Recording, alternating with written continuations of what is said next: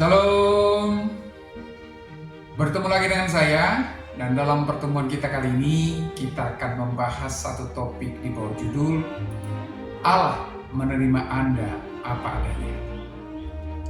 Saudara, setiap kita pasti memiliki kelemahan, kegagalan, dan dosa. Kenyataan ini membuat kita sering merasa tidak layak ketika datang di hadapan Allah, karena merasa bahwa kesalahan-kesalahan yang kita perbuat, baik secara sadar maupun tidak, menjadi penghalang bagi kita untuk menghadap Allah yang Maha Suci. Ada perasaan takut bahwa Allah mungkin tidak menerima kita karena kelemahan-kelemahan ini. Namun, pesan kasih Allah yang abadi adalah bahwa Dia menerima kita apa adanya. Saudara, dalam Roma pasal 5 ayat yang ke-8 berkata, "Akan tetapi Allah menunjukkan kasih-Nya kepada kita, oleh karena Kristus telah mati untuk kita, ketika kita masih berdosa." Saudara, ayat ini mengingatkan kita bahwa Allah tidak menunggu kita menjadi sempurna untuk menerima kita. Bahkan dalam keadaan kita yang penuh dosa, Dia telah menunjukkan kasih-Nya dengan mengorbankan anaknya untuk keselamatan kita. Penerimaan Allah bukanlah tentang seberapa baik kita mematuhi aturan atau seberapa sedikit kita berbuat kesalahan. Sebaliknya, penerimaannya adalah anugerah murni, pemberian yang tidak layak kita terima, namun diberikan karena kasih-Nya yang tak terbatas. Saudara, meskipun Allah menerima kita apa adanya, Dia tidak ingin kita tetap dalam keadaan yang sama. Dia ingin membawa kita ke kehidupan yang lebih baik, lebih dekat dengannya, dan lebih mencerminkan karakter Kristus. Saudara, ketika kita datang kepada Allah dengan segala beban, rasa bersalah, dan ketidaklayakan, Dia memeluk kita dengan kasih dan pengampunan. Kita tidak perlu menyembunyikan siapa diri kita, karena Allah mengenal kita lebih dalam dibanding dari diri kita sendiri. Dia hanya meminta hati kita yang rela untuk dibentuk dan diperbaharui. Saudara, kalau kita melihat lebih jauh ayat di atas, maka kita akan menemukan kasih Allah yang menerima kita apa adanya. Perhatikanlah frasa Allah menunjukkan kasih-Nya. Kata Yunani yang digunakan untuk menunjukkan adalah sinestesi, yang berarti membuktikan atau memperlihatkan. Ini menandakan bahwa kasih Allah tidak hanya dinyatakan melalui kata-kata, tetapi juga dibuktikan dengan tindakan konkret. Kasih-Nya tidak hanya diungkapkan dalam konteks kasih sentimental, tetapi sebagai kasih yang aktif, penuh tindakan yang nyata. Pengorbanan Kristus adalah bukti puncak dari kasih ini. Saudara, perhatikanlah bahwa Allah membuktikan kasih-Nya justru di saat kita dalam status orang berdosa. Hal ini menunjukkan bahwa Dia peduli akan kita, bukan karena apa yang kita lakukan, tetapi karena kasih-Nya. Jadi, bersyukurlah kepada Allah di mana karena kasih-Nya Dia menerima Anda apa adanya, tidak peduli apa keadaan Anda hari ini. Saudara, ayat di atas selanjutnya berkata, Kristus telah mati untuk kita. Hal ini menunjukkan bahwa kematian Kristus adalah bukti dari kasih-Nya. Kata untuk dalam bahasa Yunani adalah hyper, yang memiliki konotasi sebagai mengganti atau demi kepentingan. Jadi, Kristus mati sebagai pengganti kita. Dia menanggung hukuman yang seharusnya kita terima karena dosa.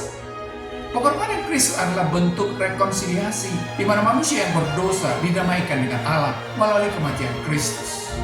Jadi, Allah menginisiasi pendamaian kita dengan diri-Nya lewat tindakannya yang rela berkorban ganti kita. Tindakannya ini menunjukkan bahwa Dia mau menerima kita bukan karena apa yang telah kita lakukan, tetapi karena apa yang telah Kristus lakukan bagi kita. Saudara, ayat di atas ditutup dengan berkata, ketika kita masih berdosa. Frasa ini menunjukkan kondisi manusia sebelum menerima kasih karunia Allah. Kata masih berdosa menekankan keadaan manusia yang sepenuhnya terpisah dari Allah karena dosa. Ini menggambarkan situasi manusia yang tak berdaya, tidak layak, dan tidak mencari Allah terlebih dahulu. Allah lah yang mengambil inisiatif untuk menyelamatkan manusia, meskipun manusia berada dalam keadaan yang penuh pemberontakan terhadap Dia. Di sini kita melihat sifat kasih Allah yang tanpa syarat. Jadi, penerimaan Allah atas hidup Anda justru di saat Anda dalam status orang berdosa. Kasih dan pengorbanannya berlaku atas Anda di saat Anda masih jadi seteru Allah. Kenyataan ini seharusnya membuat Anda merasa aman karena menyadari bahwa Dia menerima Anda apa adanya.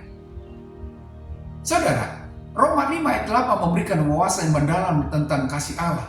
Penerimaan Allah atas kita bukan karena kebaikan kita, tetapi karena anugerahnya.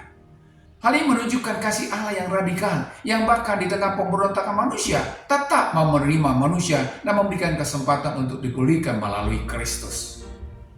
Saudara, demonstrasi kasih Allah ini menekankan dua hal.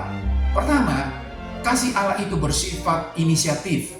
Allah tidak menunggu manusia bertobat atau menjadi layak, tetapi dia mengambil langkah pertama untuk menjangkau manusia melalui Kristus. Yang kedua, kasih Allah itu bersifat substitutif.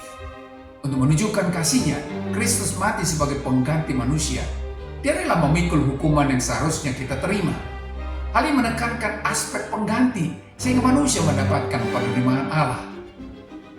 Saudara, tindakan Allah ini menjadi pengingat bagi kita bahwa penerimaan Allah atas kita tidak tergantung pada perbuatan baik atau ketaatan kita, tetapi sepenuhnya bergantung pada kasih karunia-Nya. Kasih Allah ini membatalkan segala konsep meritokrasi rohani, di mana kita sering merasa harus mencapai tingkat kesalehan tertentu untuk diterima oleh Allah. Ayat ini mengingatkan kita bahwa Allah menerima kita dalam kondisi kita yang paling buruk, dan dari sana Dia membawa kita menuju kehidupan yang baru. Selain itu, ayat ini juga memberi pengharapan bagi mereka yang merasa terbelenggu oleh dosa dan ketidaklayakan. Allah telah menunjukkan bahwa kasih-Nya jauh lebih besar dari kesalahan kita.